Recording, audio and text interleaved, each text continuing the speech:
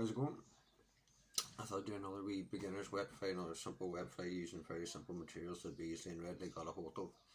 You can device the size 12, you can do them in a size 14 as well. It's just easier for me to film on a 12.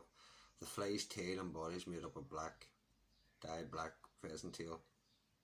The centres of a cock pheasant tail. You can use natural in this pattern as well, and use a natural brown hen to finish, and it also works well. So I'm using black UTC 70 denier tying thread on this, as I say, a size 12 Camazan wet fly hook. This one's a B175. I'm going to take the fibres and stroke them out at an angle so that they all line up.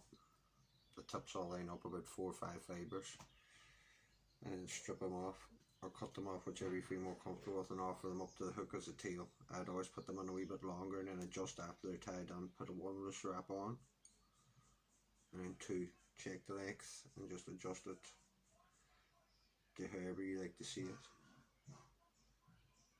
With the length of the body are a wee bit longer, I would like to see on this one just a very few. You don't want a big thick tail, you want to have plenty of movement, but just a few fibres, you don't go crazy. Adjust it to the length, tie up here now and tidy up everything. The next thing is the rib on the fly, which in this case is a very fine silver wire. So catch it on the far side, and most of the time I catch my rib on the far side. It doesn't matter really if it's your side or the other side of the hook, just whichever suits yourself. Come right back onto the tail now. You do the same thing, you just get a few fibres from your pheasant tail. Again, you can do it natural, as I said before.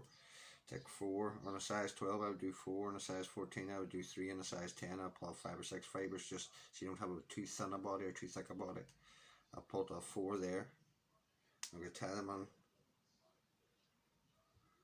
at the base and travel all the way up. Now, with these fibres I'm going to go the opposite direction the way I wound everything, otherwise counter wrap it. Put a wee bit of super glue or a wee bit of varnish. That's way too much, that will create a mess. Just a tiny bit of it. I'm going to, as I say, counter wrap these the opposite direction.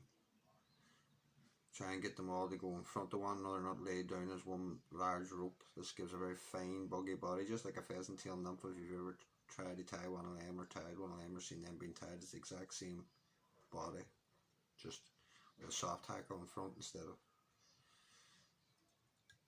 building yourself a nymph head. Now, when you wrap it the opposite way around, you have to tie off. I always go behind one wrap and then pull the material back and go in front twice. And same thing, go behind once, pull material back, go in front twice, and that'll lock on all your materials for you.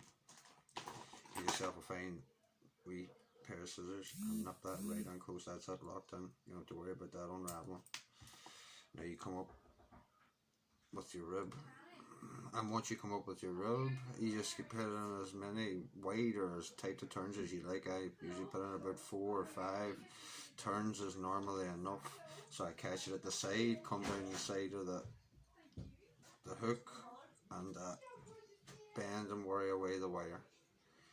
The next thing can be either a black or a natural hen or natural grizzle. I tied them up in black, so I want a few in natural grizzle. So I've got a natural grizzle hen. I'm going to separate the tip out and cut off the bit I don't need. You don't need the really short fibres at the tip if you've got the right size of hackle, so just cut a little the excess off, catch it in just at the eye or just behind the eye, come forward. Anything like that's pointing forward, just don't panic, take it back. If anything, that'll, then 1 or 2 fibres will catch it on a little bit stronger for you and help you your hackle not pull out. So the next thing you need to do now is just simple, put on your hackle. I left the stand at 12 o'clock, stroke back the fibres, and I go to 6 o'clock position. I stroke back the fibres, release at the 12 o'clock position. At the 12 o'clock position, I might not be let the fibres out of the road, and go to the 6 o'clock position, so on and so forth, using up as much or as little hackle as you want. As I say, do this in a black hackle works great too. Or do the natural pheasant tail, not dyed, nothing on it, and use a natural brown hen. It's also very effective. That'll sort of a nymph fly for the rivers. It works good. The little stem sometimes breaks. You don't panic. Just go back to start. Not if anything, the hackle will go on easier now. All the fibres have been manipulated out of the road. You'll have an easier time getting it on. So don't panic about whatever does slip out on you. You can just very easily fix that. So now you come to your last turn of hackle. Come up, catch it in, keep your thread tight. Do 2 or 3 good wraps on. This stem is just a little bit too thick. I'm not going to bend it back this time, but I would normally like to bend it back and then cut it off, but this one's just a little too thick. So you trim it nice and close, and then come back and tidy that up with a few turns. Deform your head.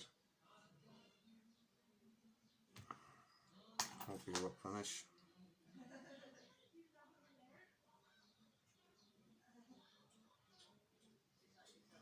And that's that wee flight done.